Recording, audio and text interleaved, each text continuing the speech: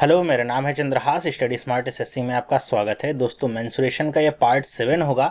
Part 6 तक मैंने आपको वीडियोस दिए हुए हैं, तो आपने अगर नहीं देखे हैं तो जाके देख सकते हैं। आज हम स्टार्ट करेंगे पार्ट 7। पार्ट 7 में हम क्या देखेंगे? पार्ट 7 में भी हम पिछले प्रीवियस ईयर के प्रॉब्लम्स ही देखेंगे, जो कि आपके टीयर 1 और टीयर 2 से मैंने लिए हुए हैं। और यहाँ पे जो प्रॉब्लम्स होंगी अब स्टार्ट होंगी पेरीमीटर के ऊपर। तो डिफरेंट डिफरेंट पेरीमीटर के ऊपर क्या प्रॉब्लम्स नई नई आपकी बनी हैं, वो सारी मैं आपको कराऊंगा। और इसके ऊपर पेरीमीटर के ऊपर लगभग 2 वीडियोस मैं आपको दूंगा। और ये 2 वीडियो देखने के बाद पेरीमीटर के ऊपर कोई भी क्वेश्चन आपका आएगा तो आप आसानी से कर पाएंगे, सक्षम हो जाएंगे करने में। तो चलिए स्टार्ट करते हैं। सबसे पहले मैं बात करता हूँ पिछले पार्ट के क्वेश्चन की, जो आपको आखिरी में मैंने दिया था। उसको कैसे सॉल्व करना है, क्या उसका आंसर होगा, वो मैं आपको बताता हूँ। उसके बाद हम पेरीमीटर वाले क्वेश्चंस पे मूव करेंगे। तो ये क्वेश्चन मैंने पिछले पार्ट में दिया था, शायद वहाँ पे समझाया था या नहीं। चलिए कोई बात नहीं, यहाँ पे देखते हैं। लिखा क्या हुआ है कि 2 circles with centre A and B and radius 2 units touches each other externally at C। कि 2 सर्कल्स हैं। एक सर्कल ये मान लेता हूँ मैं, ठीक है, सर्कल ही समझिएगा, बनेगा चाहे नहीं बनेगा। और दूसरा सर्कल भी क्या करे, इसी को टच कर रहा है। तो दूसरा सर्कल भी हम बना लेते हैं कुछ इस तरीके से, ठीक। और दोनों के रेडियस क्या है, 2 यूनिट। यहाँ पे छोटा बड़ा दिख रहा है। और दोनों टच, इनका ये केंद्र कितना है या फिर सेंटर कितना है, A है, और इसका क्या है, B है। और दोनों टच कहाँ पे कर रहे हैं, C पे टच कर रहे हैं। फिर क्या कह रहे हैं कि a third circle with centre C and radius 2 units meets other 2 at D and E। कह रहे हैं कि अब C को सेंटर मान करके एक तीसरा सर्कल ड्रॉ किया गया है, जो कि 2 यूनिट का ही, इसका भी रेडियस कितना है, 2 यूनिट। मतलब ये दोनों के सेंटर से होकर के जाएगा। तो आप इसको कुछ इस तरीके से ऐसे बना सकते हैं, दोनों के सेंटर से गुजरिएगा और ये सर्कल आपका बन जाएगा, ठीक है। तो अब यहाँ पे बन गया। कह रहे हैं कि ये A और B को D और E पे कट करता है, तो आप यहाँ पे बना दीजिए, ये D पॉइंट हो गया और यहाँ पे E।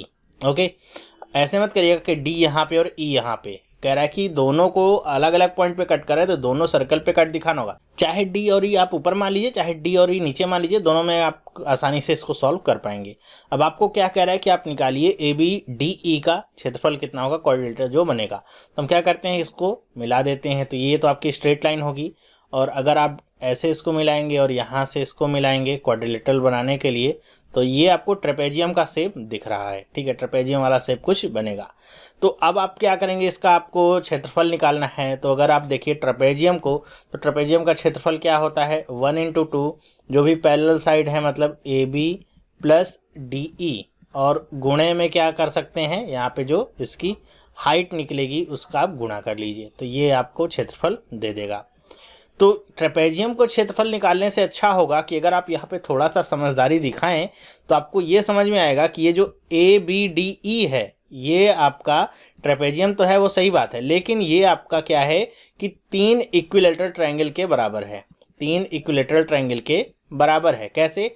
देखिए, अगर D से मैं C को मिला दूँ, D से कुछ इस तरह C को मैं मिला दूँ, और यहाँ से C को E को मिला दूँ, ठीक है, तो आप क्या पाएंगे, C क्या है, C भी एक सेंटर है 2 यूनिट्स का। तो CD की वैल्यू कितनी होगी, 2। AD की वैल्यू कितनी है, 2। और AC की वैल्यू भी कितनी है, 2। सेम काम यहाँ भी 2 और 2 और 2। और जब ये 2 और ये 2 है, तो इसकी लंबाई DE की भी क्या होगी, 2 होगी। क्योंकि अगर इसकी लंबाई 2 से अधिक होगी तो ये यहाँ पे टच नहीं कर पाएंगे, और ये जो फॉर्मेशंस है वो क्या हो जाएंगे, गलत हो जाएंगे। तो ये भी आपका 2 होगा। तो इस तरीके से आप समझ सकते हैं कि 3 इक्विलेटरल ट्रायंगल के बराबर हो गया। अब आप इक्विलेटरल ट्रायंगल का फॉर्मूला रख दीजिए, 3 × √3/4। और साइड का स्क्वायर, तो साइड कितनी है, 2, तो 2 का स्क्वायर करेंगे कितना आएगा, 4। 4 से 4 कट गया, आंसर क्या आ गया, 3√3। तो यहाँ पे कौन सा ऑप्शन सही हो जाता है, दूसरा वाला ऑप्शन सही हो जाता है। ओके, तो आसानी से आप यहाँ से कर सकते थे, बिल्कुल भी टाइम नहीं लगता और ज़्यादा आपको कुछ भी पचड़े में पढ़ने की ज़रूरत नहीं पड़ती। तो ये तो था पिछला क्वेश्चन। मेरे ख्याल से बहुत सारे लोगों ने आंसर दिया था, सही था और समझ में भी आया होगा। अगर आपने इस तरीके से नहीं किया था तो ये तरीका भी समझ लीजिए। अब चलते हैं पेरीमीटर्स के ऊपर के क्वेश्चन पे। तो पहला क्वेश्चन लेते हैं, क्या है, the side of a triangle having area 7776 square metre are in ratio 3:4:5, the perimeter of the triangle is. कह रहे हैं कि कोई ट्रायंगल है, उसके जो साइड से उनका रेशियो दिया गया है, 3:4:5 का रेशियो है। और कह रहे हैं कि उसका एरिया कितना है, इतना 7776 स्क्वायर सेंटीमीटर। तो आपको बताना है पेरीमीटर कितना होगा। तो पेरीमीटर कैसे बताएंगे, जब आपको पता होगा सर्कल के साइड्स कितने हैं। यहाँ पे तो केवल रेशियो दे दिया गया है। तो इस क्वेश्चन को करने का क्या तरीका होगा कि यहाँ पे पाइथागोरियन ट्रिपलेट आपको बहुत काम में आएंगे। ध्यान रखिए, मैं एक बार फिर से रिपीट कर देता हूँ, पाइथागोरियन ट्रिपलेट, मतलब ऐसे 3 नंबर जो पाइथागोरस वाली थ्योरम में फिट बैठते हैं। जैसे यहाँ पे ये 3, 4 और 5 लिखे गए हैं। ट्रायंगल के केस में आपको ये बहुत काम आएंगे। इसकी हेल्प से मैं समझ सकता हूँ कि ट्रायंगल कैसा होगा, राइट एंगल ट्रायंगल होगा। अगर ये मैं ऐसे राइट एंगल ट्रायंगल बनाऊं और यहाँ पे इन सबको एक्स एक्स मान लूं, तो ये क्या हो जाएगा 3x, और ये क्या हो जाएगा 4x, और ये क्या हो जाएगा 5x। क्यों? 3 का स्क्वायर करेंगे 9, 4 का स्क्वायर करेंगे 16, 16 और 9 कितना होगा 25, जो कि 5 का स्क्वायर के बराबर है। पाइथागोरस वाली थ्योरम पे फिट बैठ रहे हैं और हमने ऐसे बना दिया। अब यहाँ से मुझे क्या है कि जो एरिया दिया गया वो निकालना आसान है। अब अगर मुझे इसका एरिया निकालना होगा, ऐसे कह दूँ कि ABC है, तो ABC का अगर एरिया निकालना हो तो क्या होगा, 1/2 3x इंटू में 4x बराबर में 7 स्क्वायर सेंटीमीटर। 2 दूनी 4, 3 दूनी 6, कितना हो गया 6x स्क्वायर। और ये तो आपका वही है, 6 से इसको काट लीजिए, एक बार जाएगा 17 होगा, ये कितनी बार जाएगा 2 बार जाएगा, ये आपका 57 हो जाएगा, फिर कितनी बार जाएगा 9 बार जाएगा, फिर 6 बार जाएगा, 1296 आ गया। एक्स स्क्वायर की वैल्यू कितनी आ गई 1296। अगर आपने स्क्वायर अभी तक नहीं याद किए हैं तो याद कर लीजिए, ये किसका स्क्वायर होता है 36 का स्क्वायर होता है। तो एक्स की वैल्यू कितनी मिल गई 36।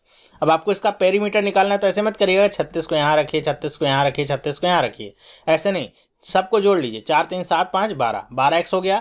तो बस 36 में क्या कर दीजिए 12 का गुणा कर दीजिए। 36 में 12 का गुणा करना मेरे ख्याल से बहुत ज़्यादा कठिन काम तो है नहीं आपके लिए। 12 छंग 72 हो गया, 12 तियाँ 36, 36 और 7 कितना हो जाएगा 43। तो कितना आ जाएगा 432 सेंटीमीटर इसका क्या आ गया पेरीमीटर आ गया। मेरे ख्याल से आपको समझ में आएगा कैसे करना है। पाइथागोरियन ट्रिपलेट वाले जो भी होते हैं उनको आप ध्यान से देखिए। जैसे एक होता है आपका क्या, अभी जो मुझे याद आ रहा है, वैसे आप एक जगह इसको कॉपी पे लिख भी सकते हैं। एक तो आपका यही होता है 3 4 और 5, एक क्या होता है, एक होता है 5 12 और 13, मतलब 5 का स्क्वायर करेंगे 25, 12 का स्क्वायर करेंगे कितना आएगा 144। तो 25 और 144 जोड़ेंगे कितना आएगा 169, जो क्या होता है 13 के स्क्वायर के बराबर। तो इस तरह के जो पाइथागोरियन ट्रिपलेट्स हैं उनको आप एक जगह कॉपी पे लिख सकते हैं, और कहीं भी इस तरह क्वेश्चन आता है तो डायरेक्ट आप इंप्लीमेंट कर सकते हैं, कोई भी गलती यहाँ पे नहीं होगी। नेक्स्ट क्वेश्चन देखते हैं क्या है। Quadrilateral ABCD is circumscribed about a circle if the length of AB, BC, CD are 7 cm, 8.5 cm, 9.2 cm respectively, then the length of DA is। कहने का मतलब समझिएगा, जब भी आपको कहेगा सर्कमस्क्राइब्ड, इसका मतलब क्या होगा कि जिसके बारे में बात करेगा कि वो सर्कमस्क्राइब्ड है। जैसे यहाँ पे क्वाड्रिलेटरल के बारे में बात करें, वो सर्कमस्क्राइब्ड है सर्कल के ऊपर, तो मतलब वो बाहर बनेगा। अगर कहेगा इनस्क्राइब्ड मतलब वो अंदर बनेगा। इसके कहने का मतलब क्या है कि आप कोई भी एक क्वाड्रिलेटरल बना लीजिए, मतलब कोई भी एक चतुर्भुज बना लीजिए, किसी भी शेप का बनाइए, कोई भी मैटर नहीं है। मैं ऐसे बना लेता हूँ एक क्वाड्रिलेटरल, और यहाँ पे आपको एक सर्कल बनाना होगा जो इसकी चारों साइड्स को टच कर रहा होगा, तभी ये सर्कमस्क्राइब्ड माना जाएगा। ठीक है, तो ये हो गया, इसको नाम मैं रख देता हूँ AB, ये C, ये D। ओके, अब आपको इन सब की लेंथ दिया गया है ABBC CD की, आपको DA की लेंथ निकालनी है। तो कैसे निकालेंगे, तो यहाँ पे यूज़ करेंगे हम ज्योमेट्री वाला फॉर्मूला। ज्योमेट्री में क्या हमने पढ़ा था, तो क्या पढ़ा था वहाँ पे कि अगर कोई भी सर्कल है और सर्कल में किसी बाहर के एक पॉइंट से अगर 2 टेंजेंट यहाँ पे ड्रॉ किए जाते हैं, दोनों की लेंथ क्या होती है बराबर होती है। वही यहाँ पे काम में लेना है। तो यहाँ पे जो 4 इसके पॉइंट जहाँ पे ये टच हो रहा है, हम क्या करते हैं इसको नाम दे देते हैं PQRS, कुछ भी आप नाम दे सकते हैं। तो यहाँ से हमसे क्या पता चलता है, ये P है, D नहीं है, P है। तो यहाँ पे क्या पता चलेगा कि AP और AS की लंबाई क्या होगी, आपस में बराबर होगी। बस यही हमको यूज़ करना है। तो ये हम क्या करेंगे कि AP बराबर में क्या हो जाएगा AS। इसी तरह BP और BQ की लंबाई क्या होगी आपस में बराबर, तो हम क्या लिखेंगे BP बराबर में BQ। इसी तरह अगर आप आएंगे तो देखेंगे आपको CR और CQ की लंबाई बराबर मिलेगी, तो CR बराबर में CQ, ये आपको बराबर मिल गया। फिर इसी तरह अगर हम आगे बढ़ते रहें और देखते हैं और क्या मिलेगा हमको, तो और हमको मिलेगा कि DR और DS की लंबाई आपस में बराबर होगी, तो DR बराबर में DS। ओके, अब आप क्या करिए, ये आपस में बराबर है, वही थ्योरम लगाइए। अगर आपने नहीं पढ़ा है तो ज्योमेट्री के वीडियोस देख सकते हैं। हम क्या करेंगे, इनको जोड़ लेंगे, इधर वाला पार्ट जोड़ेंगे, इधर वाला पार्ट जोड़ेंगे, तो क्या हो जाएगा देखिए, ये हो जाएगा AP plus BP plus CR plus DR बराबर में इधर वाले को जोड़िए, क्या हो जाएगा AS plus BQ plus CQ plus DS। ठीक है, ये हमने जोड़ा। अब आप देखिए AP और BP क्या है, यहाँ पे अगर मैं जोड़ूँ ऐसे AP और BP, तो आपको AB पूरी लेंथ मिल जाती है कि नहीं, मिल जाती है। और इसकी लंबाई कितनी दिया गया है AB की 7 सेंटीमीटर, तो इसकी जगह पे मैं क्या रख सकता हूँ 7। इसी तरह अगर मैं सी आर और डी आर को यहाँ पे जोड़ता हूँ तो क्या मिल जाएगा, पूरा सी डी मिल जाएगा। तो इसकी लेंथ कितनी दी गई है, 8, सी डी की लेंथ 8 नहीं, ये है 9.2 सेंटीमीटर। तो यहाँ पे हम रख देंगे 9.2 सेंटीमीटर बराबर में। फिर यहाँ पे देखिए कुछ ऐसा पेयर आपको मिलता है, तो ये मिलता है बी क्यू और सी क्यू। बी क्यू और सी क्यू को आप जोड़िए तो कितना मिल जाएगा, 8.5 सेंटीमीटर। तो इसकी जगह पे हम रख देंगे 8.5 सेंटीमीटर। ए एस और डी एस को आप जोड़ेंगे तो क्या मिल जाएगा, डी ए। तो ये क्या हो जाएगा, डी ए। अब आप डी ए की लंबाई निकाल सकते हैं। अब कोई कठिन काम है क्या, बिल्कुल भी नहीं है। करना है क्या है, 8.5 को आप इधर लेके आए, इन दोनों को चाहे जोड़ लीजिए, चाहे आप ऐसे भी देख सकते हैं। 7 है, 8.5 इधर आएगा तो ये माइनस में 1.5 बचेगा, 9.2 में आप उसको ऐड कर देंगे तो डी ए की वैल्यू कितनी मिल जाएगी, 7.7 सेंटीमीटर में है तो सेंटीमीटर में, यूनिट में है तो यूनिट में, आपको आसानी से आंसर मिल जाएगा। तो ये अगर आपको थ्योरम पता थी तो बड़े आसानी से आप इसको कर सकते थे, इसमें कोई भी टेंशन लेने वाली बात नहीं होती थी। ठीक है, बस इतना ध्यान रखिएगा कि आपको ज्योमेट्री के सारे थ्योरम्स पता हों तो बड़ी आसानी हो जाती है आपको जब भी कोई सवाल करते हैं वो करने में। नेक्स्ट क्वेश्चन देखते हैं क्या लिखा हुआ है। इस तरह के क्वेश्चन भी कई बार आए हुए हैं। यहाँ पे देखिए लिखा है CHSL DEO का एक क्वेश्चन है, और आगे जब मैंने देखा था तो एक CGL में भी क्वेश्चन था। सेम इसी तरह के क्वेश्चंस आपको कई बार देखने को मिलेंगे, कहीं पे 2 होगा, कहीं पे 3 होगा, कहीं पे 4 सर्कल से आपके कटे होते हैं। लिखा क्या है, 2 equal maximum sized circular plates are cut off from a circular paper sheet of circumference 352 centimeter. Then circumference of each circular plate is। कहने का मतलब क्या है कि एक बड़ा सामान लेते हैं, ये कोई सर्कुलर प्लेट है, ठीक है, इसका जो भी रेडियस वगैरह होगा, कह रहे हैं कि इसमें से 2 बराबर साइज के और मैक्सिमम साइज के, मतलब ऐसा नहीं कि एक मैक्सिमम साइज तो आप पूरा बहुत बड़ा काट सकते हैं, लेकिन यहाँ पे 2 बराबर और सबसे मैक्सिमम साइज के यहाँ पे 2 सर्कुलर प्लेट्स काटी गई हैं। तो जब भी आपसे कहेगा मैक्सिमम साइज के बारे में और बराबर साइज के बारे में 2 की बात करें, इसका मतलब आप रेडियस ले लीजिए बस। मतलब यहाँ से यहाँ तक की दूरी क्या है, ये जो रेडियस आपको मिल रहा है, बस इसी रेडियस को आपको डायमीटर बना देना है बाकी के दोनों सर्कल्स के लिए। तो एक सर्कल आपका कुछ इस तरीके से हो जाएगा, यहाँ से टच करता हुआ, एक ये कटा है, और एक सर्कल आपका यहाँ से जाएगा इस तरीके से कटता हुआ। ठीक है, तो ये 2 बराबर, मतलब इनके क्षेत्रफल के यहाँ पास में बराबर हैं, बराबर साइज के हैं, और इनको इस बड़ी सी सर्कुलर प्लेट से काटा गया। वैसे अगर बराबर साइज के ना होते तब तो कोई निर्णय ले पाना मुश्किल था, लेकिन ये बराबर साइज कहेगा तो आपको इसी तरह कट करना होगा। तो अब हम क्या करेंगे कि आपको दिया गया है इसका जो बड़ा वाला सर्कल है, इसका सरकमफ्रेंस दिया गया है, तो इससे हम क्या निकाल सकते हैं, रेडियस। और हम अगर रेडियस निकाल लेंगे, हमको ये जो छोटे वाले हैं इनके सरकमफ्रेंस को बताना है, तो इसके लिए हमको इनके रेडियस की जरूरत पड़ेगी। तो हमको बड़े वाले का अगर रेडियस पता चल जाएगा तो छोटे वाले सर्कल्स के लिए डायमीटर का काम करेगा, उसी को हाफ कर देंगे तो हमको इसका भी आर निकालेगा। हमारा मेन मकसद क्या है, आर निकालना, क्योंकि सरकमफ्रेंस का फॉर्मूला क्या होता है, 2πr। तो सर्कल के लिए सरकमफ्रेंस का फॉर्मूला हमको पता है 2πr, जिसमें 2 और पाई तो आपकी कांस्टेंट वैल्यूज हैं, आर वेरिएबल है, तो केवल आर की वैल्यू हमको पता करनी है। तो चलिए देखते हैं, सबसे पहले बड़े वाले सर्कल के लिए लिख लेते हैं 2πr बराबर में कितना है, 352। तो यहाँ पे पाई की वैल्यू 22/7 रखेंगे तो कितना हो जाएगा, ये 22/7 रख के देख सकते हैं आप, तो 2 गुणे में 22/7 और गुणे में आर, ये कितना हो जाएगा, 352। 22 से अगर कट करना चाहें कट करिए, 22 से कम 22 होगा, कितना बचेगा यहाँ पे, 132 हो जाएगा, 6 बार में जाएगा, पूरा कट गया। 2 से काटेंगे 8 बार में कट जाएगा, 7 8 56 हो गया। आर की वैल्यू कितनी आ गई, 56। तो आर की वैल्यू आई है 56। आर की मतलब यहाँ से यहाँ तक की डिस्टेंस आ गई 56। अब आपको करना क्या है कि अगर आपको स्मॉल, ये जो छोटे वाले सर्कल के लिए आर हैं, जिससे मैं कह दूं R1 और R2 अगर निकालना है तो क्या करना होगा, एक निकाल लीजिए, बस 2 से गुणा कर दीजिए, क्योंकि दोनों सेम साइज के हैं। तो एक का भी सरकमफ्रेंस आप निकालते हैं तो आपको क्या करना होगा, 2 से गुणा कर देंगे। लेकिन यहाँ पे पूछा क्या गया है, ईच का सरकमफ्रेंस आपको निकालना है, कितना होगा, मतलब एक ही निकालना है। तो हम क्या करेंगे, इस 56 को बटे 2 कर देंगे, तो R1 की वैल्यू क्या हो जाएगी, 56/2, कितना हो जाएगा, 28। तो R1 की वैल्यू पता चल गई, तो हम निकाल लेते हैं सरकमफ्रेंस 2πr1, कितना हो जाएगा, 2 गुणे में 22/7 गुणे में 28। 7 से गुणा करें कितनी बार जाएगा, 4 बार चला जाएगा, ये आपका 7 चौका 28, 4 दूनी 8, और 8 और गुणे में 22 अगर हम करते हैं तो कितना मिलेगा, 8 दूनी 16, 8 दूनी 16 1 17, कितना मिल जाएगा, 176 सेंटीमीटर। ये आपके लिए आंसर हो गया। कौन सा ऑप्शन सही है, फर्स्ट वाला ऑप्शन सही है। बहुत ही अच्छा क्वेश्चन था। इस तरह के क्वेश्चंस आते हैं तो आपका दिमाग थोड़ा सा कंफ्यूज हो जाता है। तो इस बात को ध्यान रखिएगा कि हर एक टाइप को आप जरूर करके रखिए। एक ही तरह के 50 क्वेश्चन तो करिए ही, लेकिन हर एक टाइप आपसे होकर के गुजरे, इस बात का ध्यान रखिए।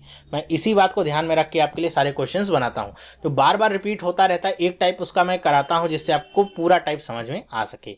एक ही टाइप के बार बार क्वेश्चन कराने का मतलब मुझे समझ में नहीं आता है। नेक्स्ट क्वेश्चन देखते हैं यहाँ पे। ये देखिए परसेंटेज वाला क्वेश्चन है। हालांकि परसेंटेज का जो क्वेश्चन है, ये जो 2 पेरीमीटर वाले हो जाएंगे आपके वीडियोस के बाद में आपको दूंगा, फिर भी यहाँ पे देख लीजिए। उसी में लिखा हुआ था, क्योंकि पेरीमीटर ही पूछा गया था तो मैंने ले लिया है। क्या लिखा हुआ है? If sides of an equilateral triangle are increased by 20%, 30% and 50% respectively to form a new triangle, then the increase in the perimeter of the equilateral triangle is. तो अगर कोई इक्विलेटरल ट्रायंगल मैं ले लेता हूं यहाँ पे, जिसको नाम क्या दूंगा? ABC। आपका फेवरेट नाम है ABC, ठीक है। इसकी साइड्स ले लूँ अगर मैं, कितनी है? x है, x है, x है। इक्विलेटरल है मतलब सारी साइड्स बराबर हैं। तो अब यहाँ पे इसका पेरीमीटर कितना होगा? तो जाहिर सी बात है इसका पेरीमीटर कितना होगा? 3x होगा। ओके, अब हमको बताना है कि कितना परसेंट इंक्रीज होगा। वही है x is what percent more और लेस देन y वाला केस होगा। तो आपको क्या करना है? नया वाला निकालना है पेरीमीटर, उसमें से पुराने वाले को घटाना है, बटे में पुराने वाले को भाग करके गुणे से 100 कर लेना है। मतलब x minus y upon y into में 100, ये आपको करना है। तो हम नया वाला पेरीमीटर निकाल सकते हैं क्या? तो वो हम परसेंटेज इंक्रीज करके निकाल सकते हैं। जैसे अगर मैं मान लूँ AB आपकी साइड है, इसमें 20% इंक्रीज हुआ, तो अब ये कितना हो जाएगा? 20% इंक्रीज का मतलब क्या है? पहले ये अगर 100% था तो अब इसको 20% बढ़ा दिया गया, ये कितना हो गया? 120%। तो मतलब पहले ये अगर x था तो अब ये कितना हो जाएगा? 1.2x। 100 से भाग दे करके ये सारी चीज़ें बैलेंस कर ली गई हैं, ठीक है। तो ये आप समझ सकते हैं मेरे ख्याल से, इसमें कोई प्रॉब्लम नहीं होगी। इसी तरह अगर मैं दूसरी साइड में लेता हूँ जो 30% बढ़ी है, तो ये कितनी हो जाएगी? 1.3x। ये 50% बढ़ा है तो ये कितना हो जाएगा? 1.5x। अब तीनों को जोड़ लीजिए, कितना हो जाएगा? एक एक, ये तो 3 होगा, 5 3 8 3 8 2 10, तो ये टोटल कितना गया? 4x। तो नया जो पेरीमीटर कितना है? 4x। हमको करना है कि x माइनस वाई अपॉन में वाई, तो हम क्या करेंगे? 4x माइनस में 3x अपॉन में 3x और गुणे में 100। 4 में से 1 जाएगा तो कितना बचेगा? x बचेगा। वो x नीचे वाला x से कट जाएगा और बचेगा कितना? 100 बटे में 3, जिसका मतलब क्या होता है? 33 सही 1/3% होता है। कौन सा ऑप्शन सही है? सेकंड वाला ऑप्शन सही है। तो यहाँ पे आपको बताना था कि जो नया सर्कल बना था वो कितने परसेंट उसका पेरीमीटर अधिक है। तो कितना अधिक आया? 33.13%। मेरे ख्याल से करने का तरीका भी आपको समझ में आ गया होगा और आसान लगा होगा question.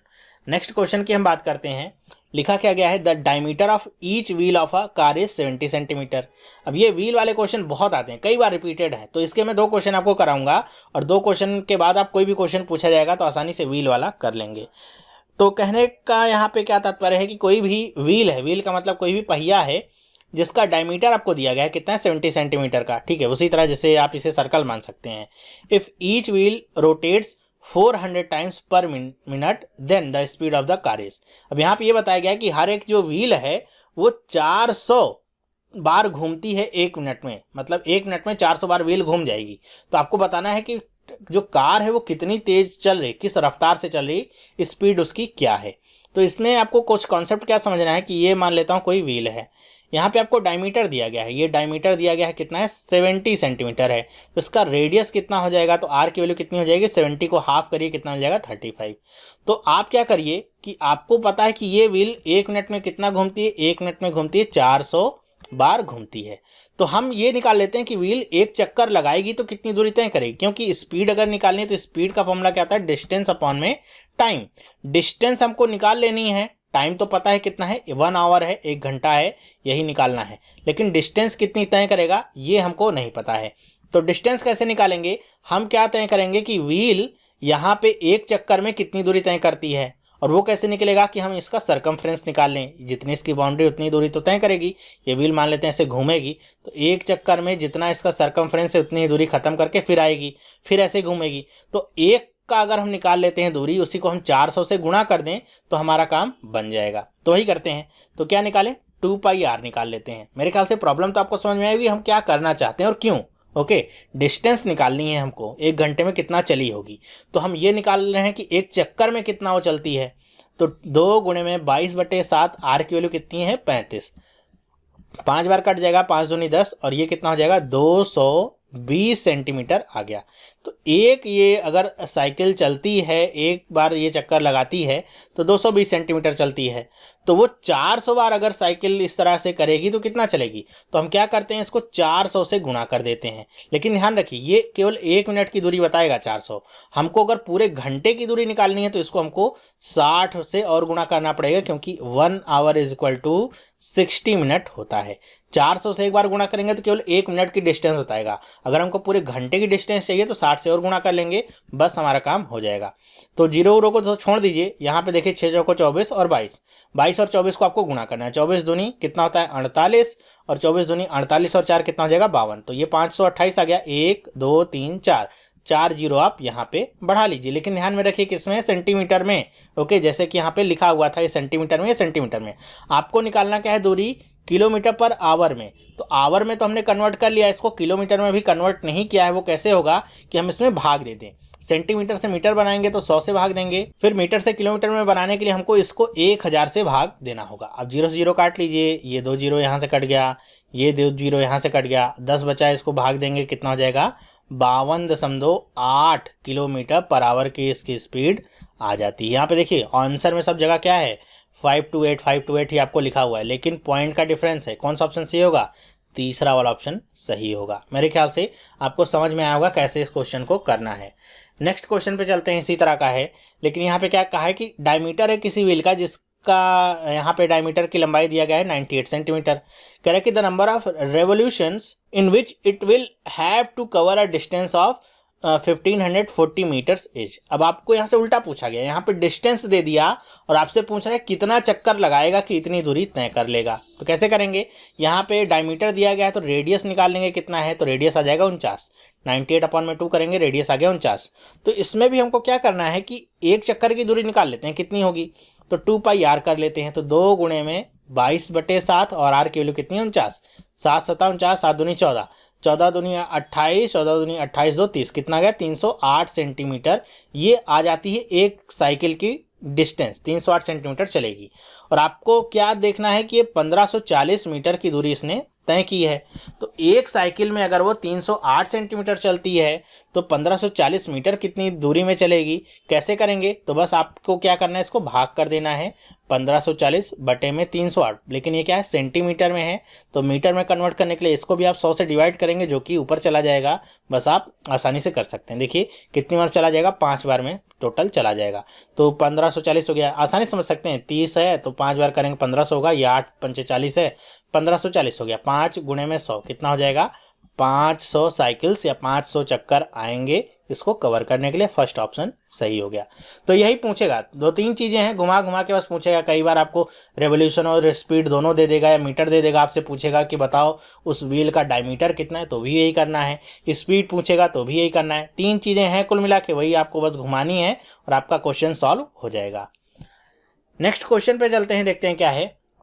A horse is tied to a post by a rope. If the horse move along a circular path, always keeping the rope stretched, and describes 88 meters when it has stretched out 72 degree at a center, the length of the rope is. कहने का मतलब क्या है, कोई घोड़ा है, एक पोल मान लेते हैं, ये है कोई खंभा है, पोस्ट है, इससे बंधा हुआ है, ठीक है, कोई रस्सी है मान लेते हैं, इससे बंधा हुआ है। यहाँ पे आपका जो घोड़ा होगा वो चर रहा है, घास फूस या जो भी है। कह रहे हैं कि ये आपका क्या करता है कि ट्रेवल करता है, ये हमेशा रस्सी तनी रहती है, और कितना ट्रेवल करता है 88 सेंटीमीटर सर्कुलर पाथ में ट्रेवल करता है।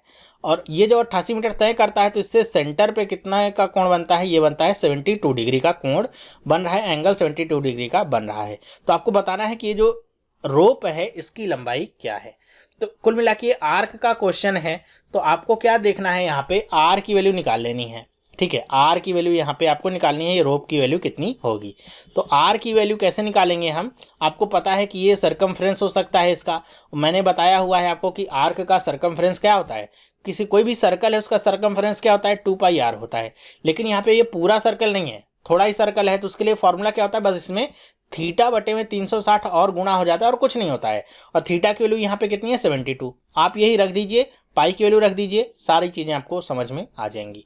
तो ये आपको पता है कि 2πr इंटू में थीटा बटे में 360, इसकी वैल्यू 88 दिया गया है कि ये आपका सरकमफ्रेंस की वैल्यू कितनी है 88। अब रखते हैं वैल्यू, 2 गुणे में 22/7 और गुणे में r। थीटा की जगह पे क्या रखेंगे 72 और ये कितना हो जाएगा 360 और ये कितना हो गया 88। 72 5 बार में इसे कट कर देगा, बहुत आसान है।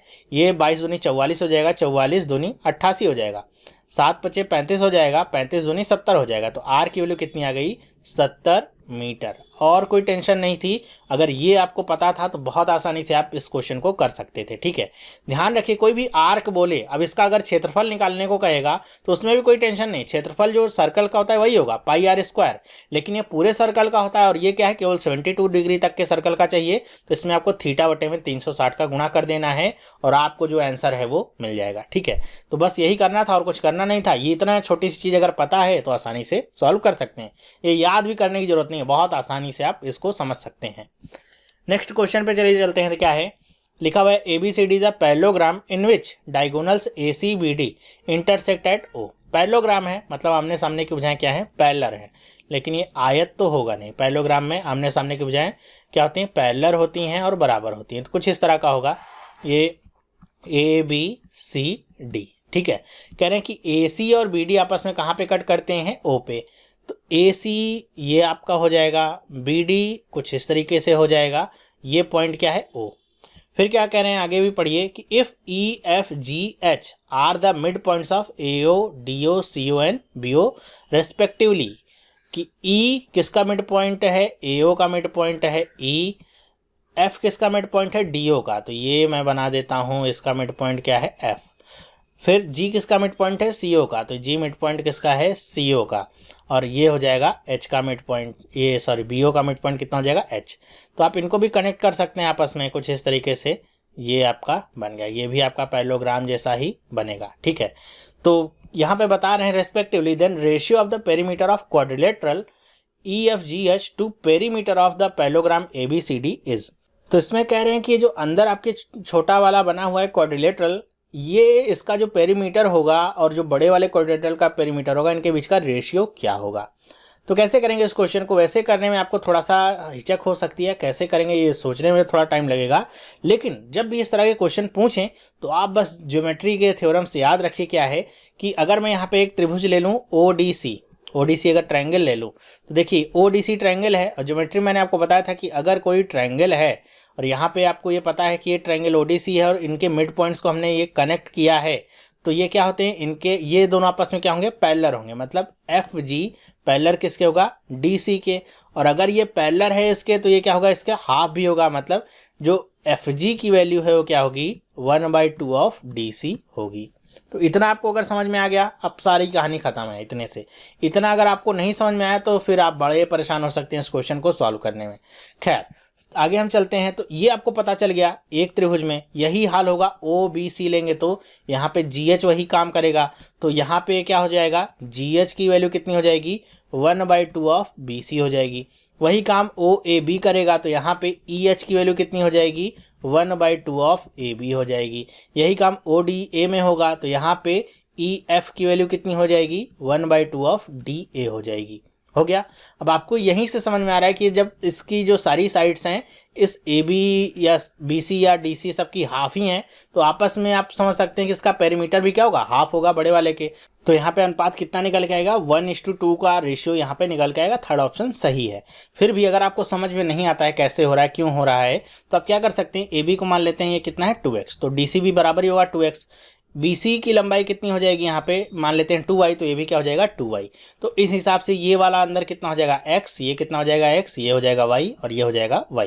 तो अगर हम ABCD के पेरीमीटर की बात करें तो ये कितना हो जाएगा 2 और 2 4 और 2 और 2 4, तो 4 कॉमन ले लें तो 4x + y। ये किसका पेरीमीटर है ABCD का। और अगर हम बात करें किसकी EFGH की, तो उसका पेरीमीटर कितना होगा x और x 2x, y और y 2y, तो 2 कॉमन हो जाएगा तो ये कितना है 2 + x/y। आपसे पूछा क्या गया है EFG आपका पहले आएगा और ABCD नीचे आएगा, तो ये क्या हो जाएगा अगर यहाँ पे देखिए तो EFGH बटे में ABCD ये आपको निकालना है, तो ये कितना हो जाएगा 2x + y और नीचे क्या हो जाएगा 4x + y। ये कट गया, 2 दूनी 4 हो गया, 1:2 का रेशियो आ गया। भूल करके भी यहाँ ऑप्शन तो नहीं लिखा हुआ है, 2:1 मत लगाइएगा, इसको थोड़ा बचिएगा। मैं रेशियो में केवल इसी चीज़ को आपको कहता हूँ फॉलो करने को कि एक बार ये जरूर देखिएगा कि रेशियो किनके इनके बीच में पूछा गया है, वरना बड़ी परेशानी में फंस सकते हैं। आसान आंसर भी होगा, तरीका भी आसान होगा, लेकिन जब आप क्लिक करेंगे सही ऑप्शन के लिए तो वो आप गलत कर देंगे, आपका नंबर नेगेटिव हो जाएगा। नेक्स्ट क्वेश्चन पे चलते हैं, क्या लिखा हुआ है। A wire when bent is in the form of a square encloses an area 484 square centimeter. What will be the enclosed area when the same wire is bent into form of circle? वैसे इसके ऊपर मैंने आपको पहले भी part में questions कराए हैं, फिर भी ये क्वेश्चन केवल इसलिए मैंने लिया हुआ है कि देखिए कितने सारी जगह पे पूछा गया है, और ये एक जगह लिखा हुआ था और इस तरह के मुझे 4-5 क्वेश्चंस मिले, तो और भी अलग अलग जगह पे पूछा गया है एसएससी के एग्जाम में। तो कितना इंपॉर्टेंट टाइप है ये, अगर आप इस क्वेश्चन को करके रखते हैं पहले से तो 1 नंबर तो आपका फिक्स ही होता है। वही बात है कि कोई भी स्क्वायर शेप में आपका वायर है जिसको बनाया गया है, तो मान लेता हूँ ये स्क्वायर है और इसका एरिया दिया गया है कि एरिया कितना है इसका एरिया है 484, और स्क्वायर का एरिया क्या होता है, ए स्क्वायर बराबर कितना हो जाएगा 484। तो ए की वैल्यू कितनी आ जाएगी, किसका स्क्वायर होता है 22 का, तो ए की वैल्यू क्या आ गई 22। तो आपसे क्या कह रहा है कि अगर इसी सेम वायर को कन्वर्ट कर दिया जाए किसी सर्कल में, तो आप बताइए कि इसका एरिया कितना होगा। तो सर्कल का एरिया निकालने के लिए हमको आर निकालना पड़ेगा। आर कहाँ से निकलेगा, इसके सरकमफ्रेंस से निकलेगा। क्यों, क्योंकि यहाँ पे ए वही तार है, तो जितनी बाउंड्री इस तार की यहाँ पे यूज हुई है वही इसमें भी यूज हुई होगी, पहले भी बता चुका हूँ, तो वही बस हमको करना है। तो अगर हम इसका पेरीमीटर निकालने कितना हो जाएगा, स्क्वायर का क्या होता है 4a, तो 22 गुणे में 4 कितना हो जाएगा 88। तो इसके पेरीमीटर के हम बराबर कर देते हैं, तो इसका पेरीमीटर कितना होता है 2πr बराबर में कितना 88। 2 गुणे में 22/7 गुणे में r बराबर में 88, 22 दूनी 44 और 44 दूनी 88। r की वैल्यू कितनी आ गई 14, आर की वैल्यू 14 आ गई। आपको इसका क्या निकालना है एरिया, तो πr स्क्वायर कर लीजिए। πr स्क्वायर करेंगे तो पाई की वैल्यू 22/7, आर की वैल्यू 14 गुणे 14, 7 दूनी 14, 14 दूनी 28। अब 28 और 22 को आपको गुणा करना है, तो मेरे ख्याल से कोई कठिन काम नहीं है। 28 को आप 30 - 2 कर सकते हैं, 22 गुणे में 3 करेंगे तो कितना मिलता है 660, 22 दूनी में 44 हो जाएगा, कितना आएगा 616 आंसर आ जाएगा। तो डायरेक्ट आंसर मिलता है कितना, थर्ड वाला 616 स्क्वायर सेंटीमीटर। मेरे ख्याल से समझ में आया होगा। जब भी ये वाला क्वेश्चन आए वायर वाला कि आपका सेम वायर है किसी और फॉर्म में किया गया है, ये ध्यान रखिएगा हमेशा कि पेरीमीटर उसका सेम होगा, जो भी बाउंड्री होगी वो क्या होगी सेम होगी, बस उसी पे आपको लेकर के चलना है। नेक्स्ट क्वेश्चन चलिए देखते हैं क्या है। लिखा हुआ है 3 circles of diameter 10 centimetre each are bound together by a rubber band as shown in the figure. ये इस तरीके से इस तरह बंधे हुए हैं ये सर्कल्स पे, ये आपका रबर बैंड बंधा हुआ है। कह रहे हैं कि the length of the rubber band in centimetre if it is stretched as shown. कह रहे हैं कि अगर ये तना हुआ हो तीनों में तो आपको बताना है कि इसकी लेंथ कितनी होगी। इस तरह का क्वेश्चन काफ़ी अच्छा होता है, कई बार एग्जाम में पूछा जाता है। 3 की जगह कभी कभी 4 भी यहाँ पे सर्कल्स जोड़ दिए जाते हैं। तो ये क्वेश्चन कैसे करेंगे आप, ये आप मुझे होमवर्क में करके बताएंगे। इसका आंसर क्या है, सही आंसर आप मुझे कमेंट करके बताइएगा, और नेक्स्ट वीडियो में मैं इसका आंसर बताऊंगा कैसे आपको निकालना है, क्या तरीका होगा इस तरह के क्वेश्चन को करने का।